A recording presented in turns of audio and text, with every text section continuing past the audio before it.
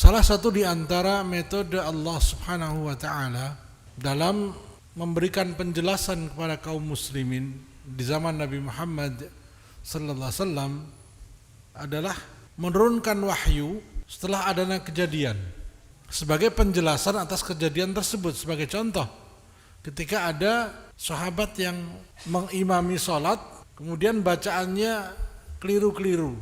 Setelah selesai sholat, ternyata ketahuan orang tersebut mabuk. Waktu itu khamar belum dilarang. Lalu kemudian turunlah ayat, ya ayyuhalladzina amanu la taqrabus salata wa antum sukara hatta ta'lamu ma taqulun. Hei orang-orang yang beriman, janganlah kalian mendekati salat sedangkan kalian dalam keadaan mabuk sampai kalian faham apa yang kalian ucapkan. Langsung datang peringatan. Jadi tidak ditunda-tunda oleh Allah SWT. Rasulullah SAW juga demikian. Hadis adalah ucapan Nabi SAW, perbuatan Nabi SAW, dan sikap Nabi, diamnya Nabi terhadap perbuatan sahabat. Ketika beliau melihat perbuatan sahabat, kemudian Nabi SAW diam, berarti beliau setuju. Kalau perbuatan sahabat itu tidak baik, beliau langsung mengingatkan, tidak pernah ditunda. Malam hari ini ada peristiwa yang sangat penting yang akan saya jelaskan, yaitu berkaitan dengan wabah virus corona COVID-19 yang sejak kemarin jam 12 siang pemerintah Saudi resmi menutup semua penerbangan dari semua negara, terutama negara-negara yang terduga telah terjangkit wabah corona. Beberapa penerbangan yang sudah sampai di Madinah, penumpangnya nggak boleh turun. Sampai di Jeddah, penumpangnya nggak boleh turun, langsung dipulangkan ke negara masing-masing. Termasuk Indonesia, Iran, Kuwait, ya, Korea, Amerika, semua negara yang telah terjangkit, ada penduduknya yang terjangkit virus corona, dilarang masuk ke Saudi. Padahal dari 200 juta, 260 juta penduduk Indonesia, yang terjangkit mungkin 10. Ya. Tapi seluruh negeri tidak boleh umroh. Ada 5 miliar kaum muslimin stop umroh, kecuali yang sudah masuk Saudi. Itu karena saking cepatnya penyebaran virus. Dari sepanjang sejarah manusia belum ada virus yang mematikan yang bisa menular melalui udara. Dan penyebarannya sangat cepat. Sangat cepat. Ya. Sampai-sampai ada kapal pesiar penumpangnya 6.000, karena ada satu orang Cina yang terduga kena virus, semua kapal penumpangnya nggak boleh merapat. Ya, Indonesia kemarin ada 234 orang yang dievakuasi dari kota Wuhan, 14 hari harus dikarantina di Natuna. Nah, yang terakhir ini yang paling luar biasa, semua jamaah umroh dari negara manapun di stop. Nah, kita akan membahas dari sisi Al-Quran dan Sunnah.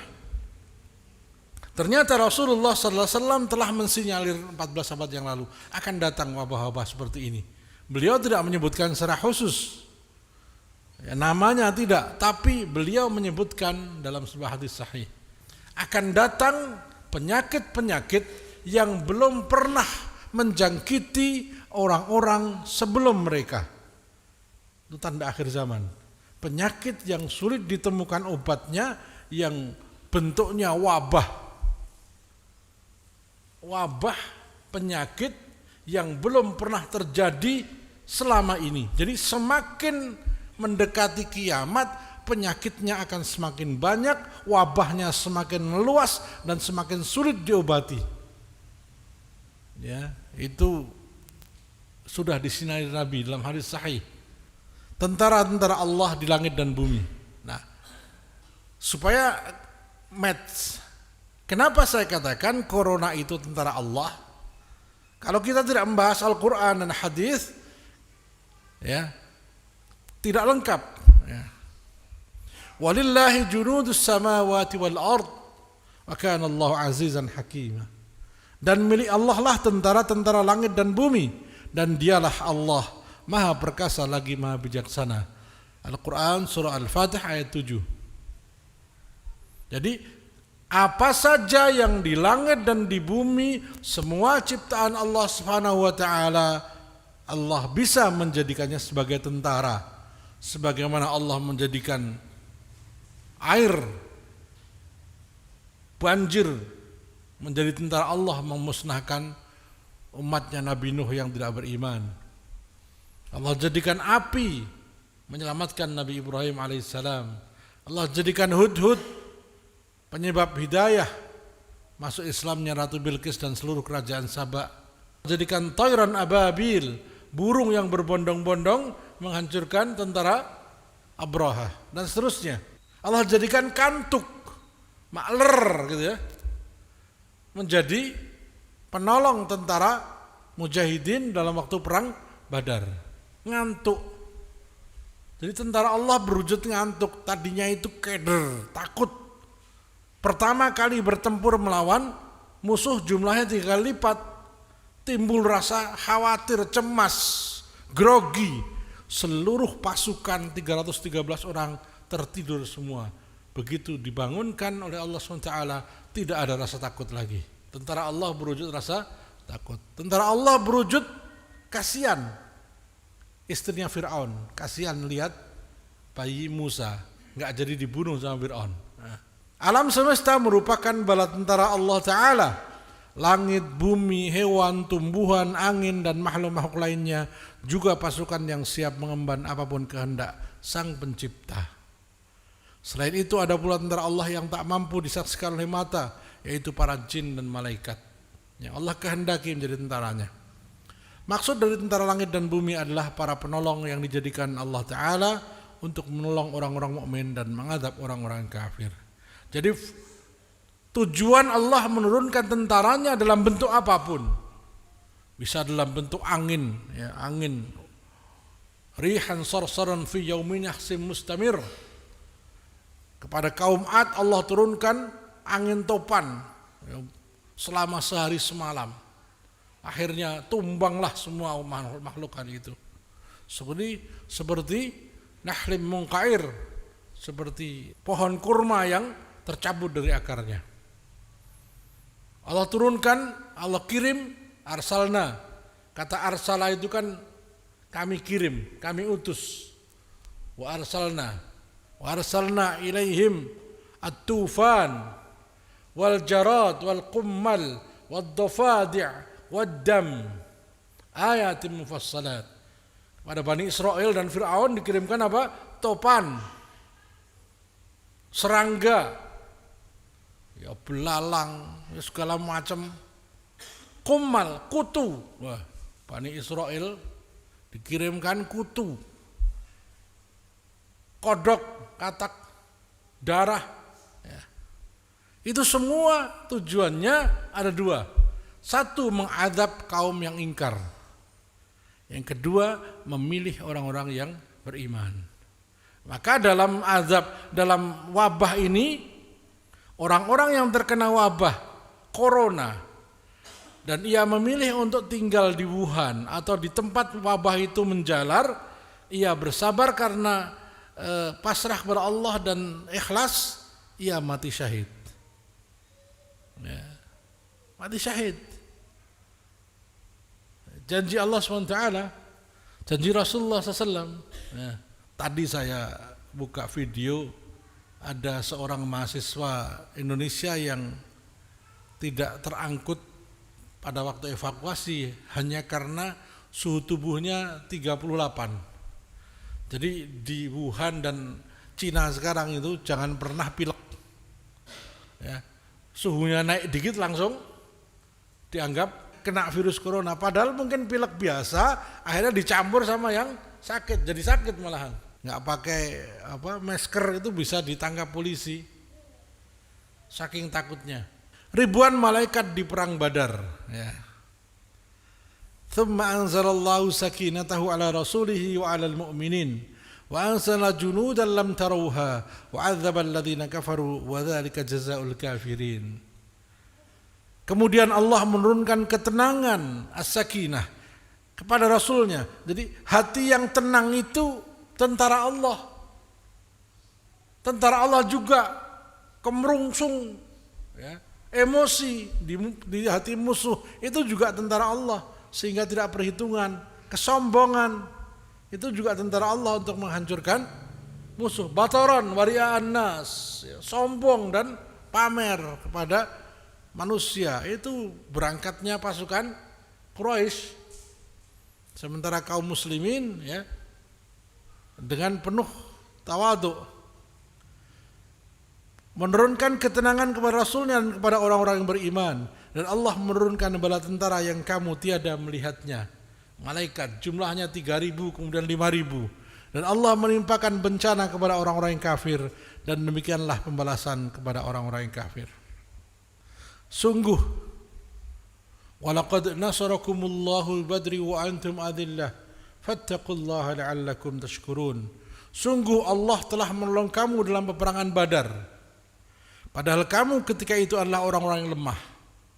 Jadi ini orang-orang yang lemah, tapi mereka sungguh-sungguh berjuang karena Allah, akan diberikan bantuan tentara Allah. Ya, dan nanti akan kita lihat semua tentara Allah itu datang pada saat yang tepat, bukan kemudian, ya, belum apa-apa sudah datang bantuan, enggak. Di saat yang sangat kepepet, Musa sudah tidak ada jalan lagi kecuali harus lewat laut, Allah perintahkan pukulkan tongkatmu, barulah datang. Ibrahim yang sudah diikat, api sudah menyala, baru qulna ya narukuni bardan wa salaman ala Ibrahim, begitu. Ya Yunus sudah nyebur laut, hitungannya mati, nah, diselamatkan oleh ikan paus. Jadi hitungannya detik per sekian detik. Jadi kalau masih baru di sini belum datang, ya. Ya memang begitu. Apalagi kelas kita bukan kelas seperti mereka, ya. Para nabi saja last minute, ya, detik-detik terakhir. Sehingga memang hitungan detik hidup dan mati karena Allah itu hitungan detik. Musuh pun demikian, sehingga ketika perang Badar terjadi, beberapa sahabat mengatakan, ya, pedangku belum menyentuh lehernya, tapi kepalanya sudah menggelinding. Nah ini ayatnya, ya. Oleh sebab itu fattaqullaha la'allakum tashkurun, bertakwalah kepada Allah supaya kamu mensyukurinya. Jadi syukur itu dengan menambah takwa, syukur itu menambah ibadah. Idz taqulu lil mu'minin, ketika kamu mengatakan kepada orang-orang mukmin, apakah belum cukup bagi kamu Allah membantu kamu dengan 3.000 malaikat yang diturunkan dari langit, berduyun-duyun dari langit. Dan dengan seketika Allah pasti akan menolong kamu dengan menurunkan 5.000 malaikat yang memakai tanda untuk menyerang mereka jika kamu bersabar dan bertakwa. Sabar dan takwa. Sabar itu bukan pasif. Sabar itu tidak pernah berhenti untuk berjuang. Itu sabar. Sabar menapak jalan perjuangan. Sabar menapak amar ma'ruf nahi mungkar. Sabar dicaci maki, begitu, bukan sabar itu kemudian diem. Justru sabar itu sangat aktif, ya. Sabar itu sangat aktif. Kita kan sering salah mengartikan sabar, ya, kemudian wis meneng bae, itu bukan sabar. Kalau kata para Syekh Abdul Azzam, ya, ketika ada kemaksiatan kita diem dengan alasan sabar, itu sabar dalam mengalami kehinaan. Bukan sabar dalam izzah. Sabar untuk terus dalam kehinaan, bukan seperti itu. Maka makna sabar di sini adalah tidak berhenti untuk melangkah dalam meniti jalan perjuangan dengan berbagai macam bentuknya. Tentara-tentara Allah dari alam semesta. Ya, ini supaya kita langsung lihat dari ayat-ayat Al-Qur'an ya. Idh yaghashshikumun nu'asa amanatan minkum amanatan minhu wa yunazzilu 'alaikum minas sama'i ma'an liyutahhirakum bihi wa yudhhiba 'ankum rizas syaitan wa liyarbita 'ala qulubikum wa yuthabbita bil aqdam. Inilah kenapa kalau ada perjuangan turun hujan itu senang, jangan sedih. Ya. Pertama kali jihad itu yang diturunkan apa? Hujan. Ingatlah ketika Allah menjadikan kamu mengantuk sebagai suatu penentraman darinya, hilang groginya, hilang takutnya, hilang cemasnya, semua langsung tenang. Fokus menghadapi musuh yang jumlahnya berlipat-lipat. Setelah diberi kantuk. Dan Allah menurunkan kepadamu hujan dari langit untuk mensucikan kamu dengan hujan itu. Kita jadi ingat mungkin pas 212 hujan deras kan. Orang menganggap, orang yang gak paham dengan ayat Al-Quran menganggap itu syukur pada kehujanan. Bisa jadi hujan itu untuk memberikan ampunan dan mensucikan dosa-dosa kita. Jadi hujan yang datang pada waktu kita dalam perjuangan, dalam jihad bisa jadi merupakan penghapus dosa. Ini karena ayatnya jelas ya. Bisa jadi ya, saya katakan tergantung kualitas iman kita. Tapi bisa jadi juga justru memberikan semangat. Panasnya hilang kan, ya, ngadem semua, minimal begitu. Dan menghilangkan dari kamu gangguan-gangguan setan. Dan untuk menguatkan hatimu dan memperteguh dengannya telapak kakimu. Ini nuas. Rasa kantuk itu bisa menenangkan jiwa, meneguhkan telapak kaki perjuangan itu. Di zaman Nabi SAW, dialah tentara Allah. Jadi tentara Allah dalam hal ini adalah kantuk dan hujan itu. Dan fungsinya Masya Allah, setan kabur ya. Tidak ada lelah, tidak ada capek, tidak ada ketakutan. Nah, selain malaikat, Allah juga menurunkan tentaranya dari alam semesta seperti api yang menyelamatkan Nabi Ibrahim. Qulna ya naru kuni bardan wa salaman ala Ibrahim. Itu Ibrahim tidak pernah terfikir bahwa api itu dingin. Ya api ya panas. Ibrahim ya dalam keadaan berdoa meminta kepada Allah, Allahumma surna, Allahumma berdoa. Ya. Sebagaimana Nabi pada waktu perang Badar itu sampai menjelang subuh.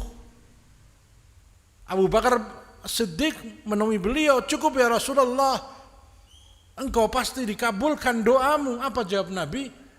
Ya Abu Bakar, idza ghulibat hadhil ta'ifah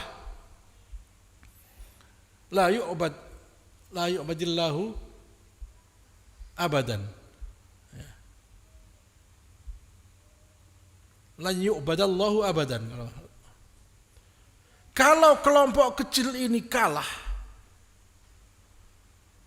maka Allah tidak akan disembah lagi di muka bumi ini. Karena semua orang sudah kafir semua. Jadi Nabi sangat khawatir kalah. Bukan karena gak yakin dengan pertolongan, tetapi sebagai makhluk merasa sangat lemah di hadapan Sang Khalik. Merasa rendah, merasa tidak bisa berbuat apa-apa. Itulah para nabi. Maka Nabi Musa sekalipun yang di tangannya ada tongkat, dia tidak pernah meyakini bahwa tongkat ini sakti. Karena semua mukjizat itu biiznillah. Setelah Allah kasih izin baru laksanakan. Begitu. Coronavirus atau nCoV-19, COVID-19, tentara Allah di era milenial. Nah, setelah kita membahas tadi, maka menjadi paham, oh, tidak mungkin dengan dampak yang sebesar ini, kok itu hanya kebetulan. Ya kan? Sedangkan umat-umat sebelumnya itu juga Allah kirimkan kepada mereka kata, belalang, kutu, burung ababil, burung yang berbondong-bondong, angin, topan. Nah, hari ini kita saksikan Allah turunkan kepada kaum yang paling sombong di dunia, yang tidak mengaku adanya pencipta alam semesta ini. Tuhan telah mati katanya, ya kan? Itu yang ngomong orang komunis kan, God is dead. Tuhan telah mati. Agama adalah candu gitu. Ini Oktober 2019, tak ada kekuatan yang bisa menghentikan Cina. Tiba-tiba bulan Januari sudah 580 triliun raib. Utangnya Indonesia loh segini ini. Hanya dalam hitungan minggu kerugiannya segitu. Ya. Barang-barang dari Cina sekarang banyak yang tidak boleh masuk ke berbagai negara. Ini gambarnya bagaimana Allah. Karena satu orang Cina 6.000 penumpang kapal pesiar tertahan di Italia, nggak boleh mendarat. Hanya karena satu orang. Nah sekarang berapa orang di Indonesia yang kena terjangkit corona? Kata Menteri Kesehatan nggak ada. Tapi ya, 200 juta Muslim tidak boleh umroh sekarang. Ya. Kenapa? Karena Indonesia nggak dipercaya. Katanya nggak ada, nggak percaya. Ya. Nah ini, sama-sama pakai cadar ya. Ini satu gambaran, ikhwan fillah rahimakumullah. Orang yang membenci syariat Allah bisa jadi suatu ketika ia mau tidak mau harus memakainya. Orang yang membenci dengan diharamkannya babi, nanti suatu saat mereka dengan sendiri dan penuh kesadaran membunuh babi-babi itu. Karena dari situ sumber wabahnya, flu babi. Termasuk khilafah. Kenapa? Saya memang sengaja karena kalimat-kalimat kayak gini suka ya. Orang Islam ketika nanti Dajjal turun atau mendekati turunan Dajjal, mereka akan meminta kepada Allah, ya Allah segera turunkanlah khalifahmu, karena hanya dia yang mampu melawan Dajjal. Itu. Karena pasti datang Dajjal itu. Tidak ada satupun nabi kecuali memperingatkan umatnya tentang bahaya Dajjal. Dari Nabi Adam sampai Nabi Muhammad, semua meminta perlindungan pada Allah dari fitnah Dajjal. Nah, dan ternyata fitnah yang sudah diterangkan dari sejak Nabi pertama itu diakhiri oleh dua orang, yaitu Khalifah Al-Mahdi dan Nabi Isa. Maka bisa jadi, sangat mungkin bahkan pasti nanti orang yang punya iman akan nunggu, ayo ya Allah turunkanlah khalifahmu. Karena sebelum Dajjal itu turun juga bala tentaranya dan ante-antenya sudah merajalela. Kayak sekarang ini Dajjalin, Dajjal kecil menghancurkan ekonomi umat. Ya. Jangan disangka bahwa tentara Dajjal belum turun. Ya Xi Jinping itu juga bagian dari tentara Dajjal. Namanya Xi Jinping, namanya Donald Trump. Ya mereka itulah di antara cikal bakal tentara Dajjal. Al-kufru millah wahidah. Kekafiran itu satu millah, satu agama sama. Beda namanya aja. Kalau dengan Islam bersatu mereka. Nah, sampai segitunya ketakutan terhadap virus corona. Karena apa? Karena mereka hanya punya satu kehidupan. Kalau mati ya sudah. Kita masih ada harapan di akhirat. Ya.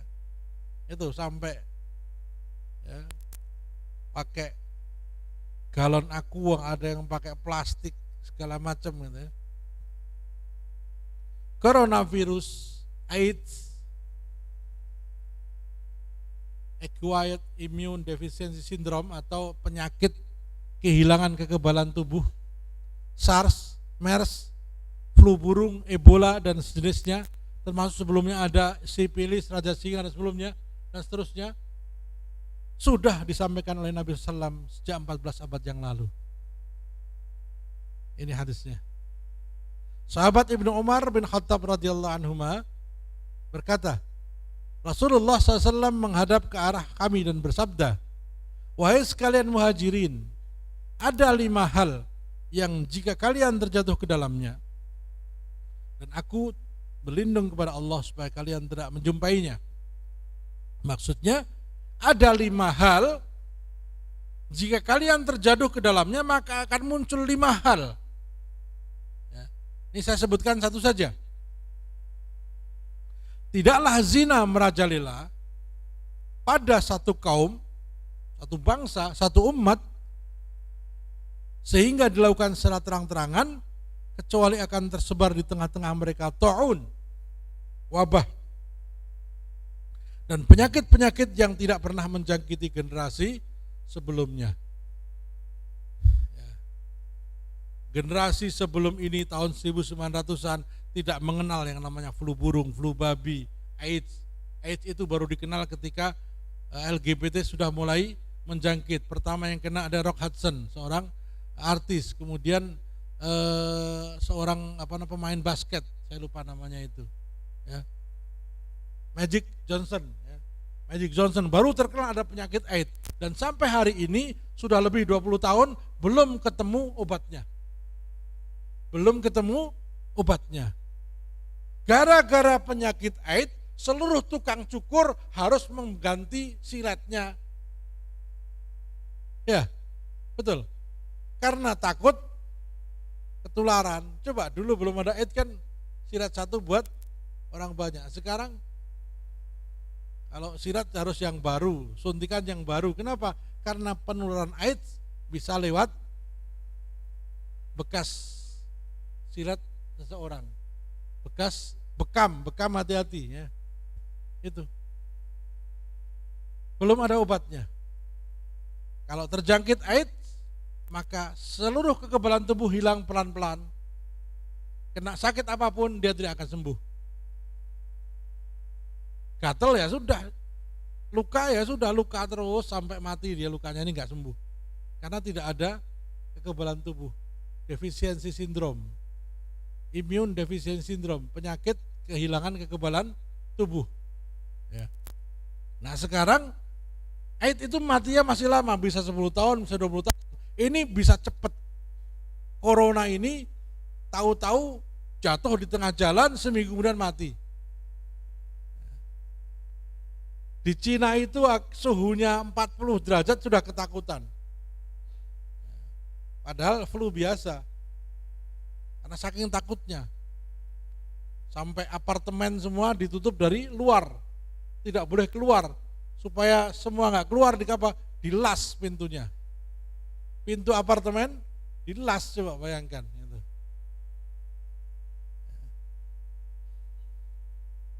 Syekh Abu Bakar Al-Adni dalam kitab Al-Usus wal Muntalaqat menulis, di antara tanda-tanda kiamat kecil yang telah disebutkan dalam hadis adalah mewabahnya berbagai macam penyakit yang belum pernah dikenal oleh generasi sebelumnya. Hal ini dimulai dengan munculnya berbagai macam penyakit yang berbahaya dan bersifat menular ke banyak korban, seperti AIDS, flu burung, flu babi, dan berbagai jenis penyakit yang sulit disembuhkan lainnya, di mana para ilmuwan masih terus berusaha mencari solusi penanganan dan pengobatannya, serta berusaha mencari tahu penyebab penyebarannya di tengah masyarakat hingga hari ini. Jadi kalau hari ini sudah ketakutan, ya, semakin ke sana semakin akan muncul banyak penyakit-penyakit baru yang mewabah, yang lebih cepat daripada corona, yang lebih menakutkan dan menggemparkan seluruh dunia. Kenapa? Syaratnya sudah ada. Apabila zina sudah merajalela dan kalian tidak malu-malu untuk melakukannya, menyebarkannya. Tidak malu-malu, di-share di video, bahkan direkam dan sebagainya. Bahkan komersial, ada produksi video porno, kan itu sudah merupakan tandanya. Nah, maka kita nanti ada solusinya bagaimana kaum muslim menghindari wabah ini, bala ini. Ya. Ini sebagai sikap kita. Sikap seorang mukmin menghadapi wabah penyakit. Ta'un, kata Nabi Rasulullah SAW bersabda, at-ta'un rijsun. Ta'un adalah sejenis kotoran, azab yang dikirim oleh Allah. Jadi ia dikirim, bukan datang sendiri.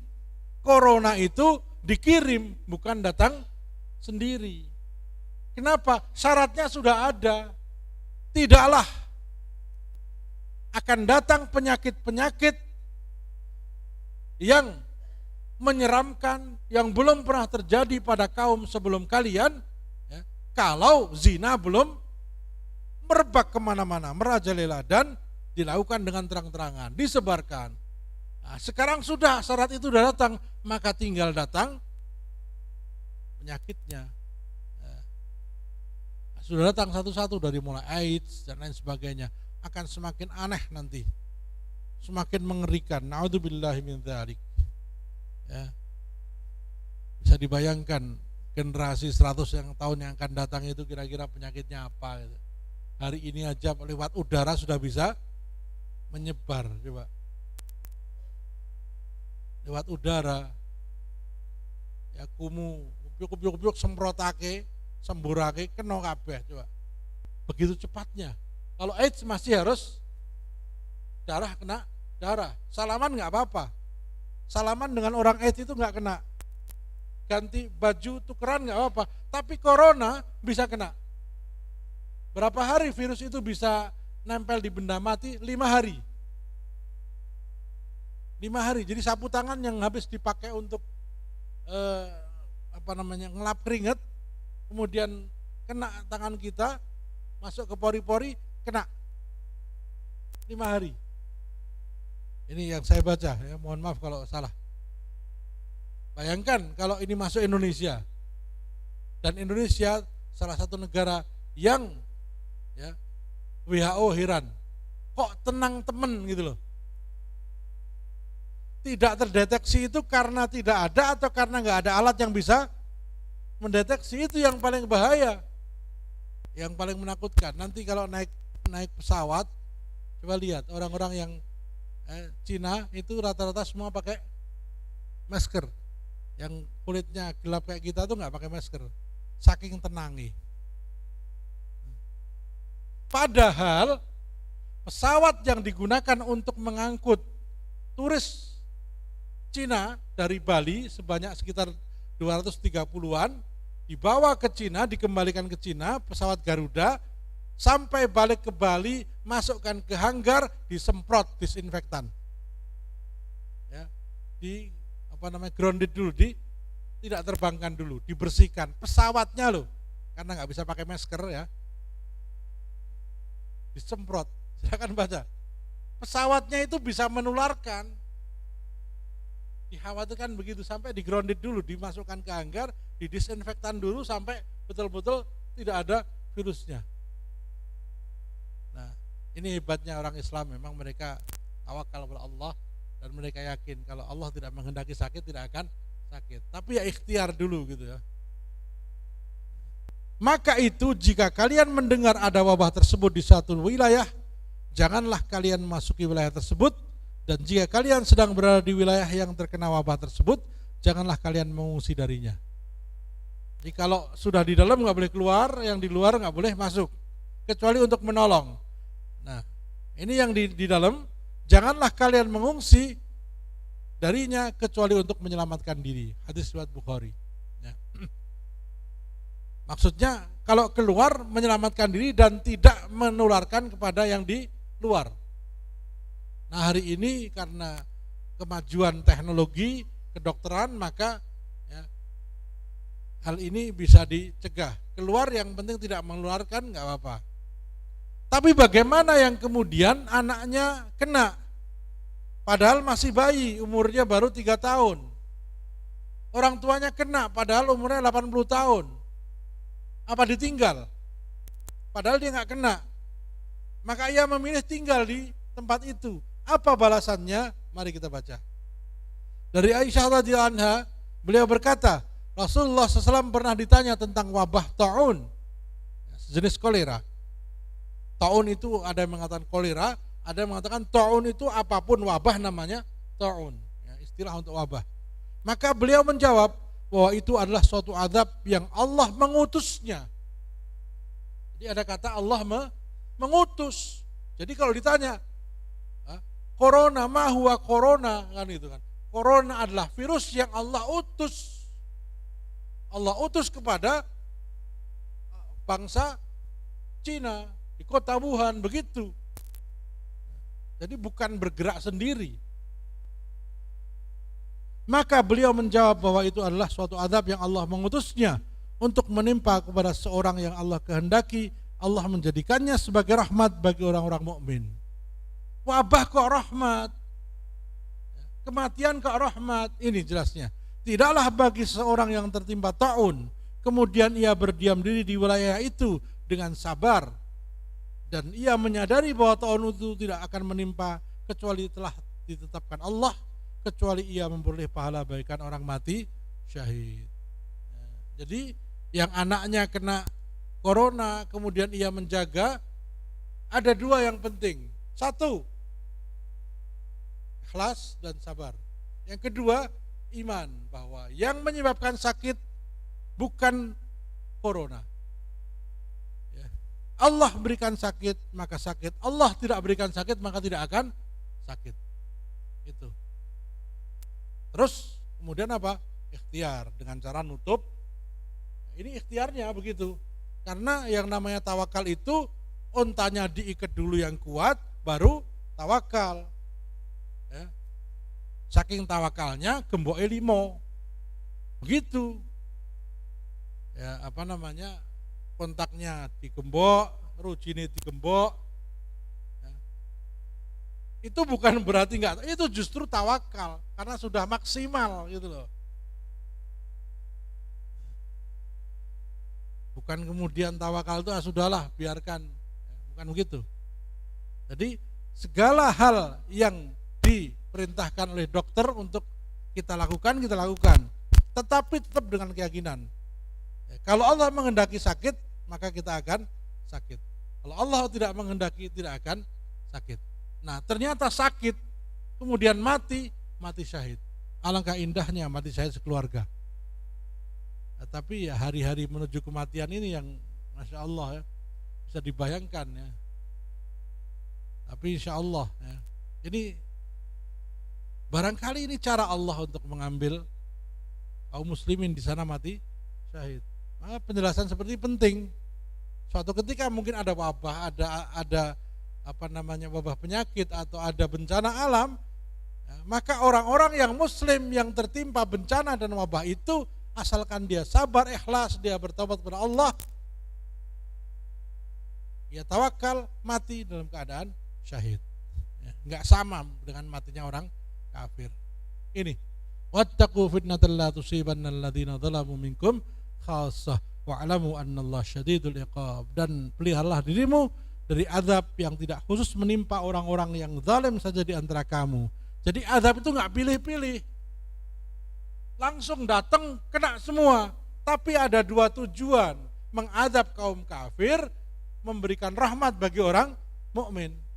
Itu seperti ini hadis Nabi ya, menjadikan sebagai rahmat bagi orang mukmin. Jadi taun itu azab, ritsun azab, kotor. Banjir bandang itu azab, tapi yang meninggal sebagai orang mukmin ia mati syahid.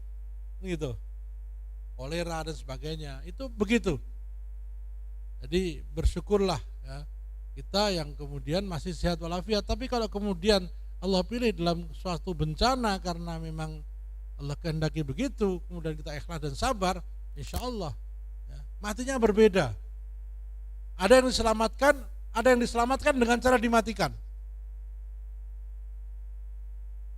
Kok diselamatkan dengan dimatikan? Ya Allah pilih matinya dalam keadaan mati syahid, walaupun tidak syahid seperti syahidnya di medan tempur, tetap dimandikan, dikafani, tapi ia sama dengan orang mati syahid, syahid fil akhirah. Allah berfirman, wa ma kana Allah liyu'adzibahum wa anta fihim wa ma kana Allah mu'adzibahum wa hum yastaghfirun. Ini lebih manjur dibandingkan masker. Ini maskernya kaum muslimin, di samping masker yang kita gunakan, ya.